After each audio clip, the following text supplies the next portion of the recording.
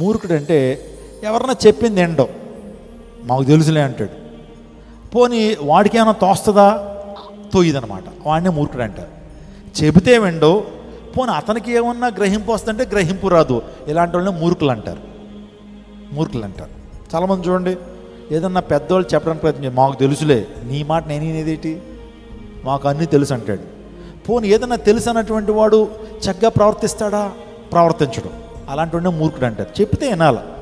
ఏమండి ఇది కాదు బ్రదర్, ఇలా చెప్తే అవునండి మార్చుకుంటాను అనాలి.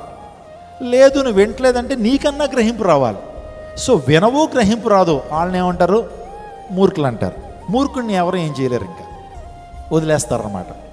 నీ యొక్క జీవితం నీదే, నాశనం అయిపోని వదిలేస్తారు. చెప్తారు ఒక 10 సార్లు 20 సార్లు చెప్తారు.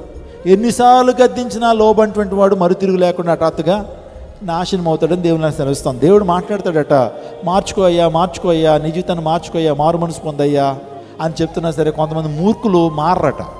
మేము ఇలాగే ఉంటామంట. ఏదో రోజు చాలా భయంకరమైన మరణం వారి జీవితంలోకి వచ్చేస్తుందండి, మనకు తెలుసు.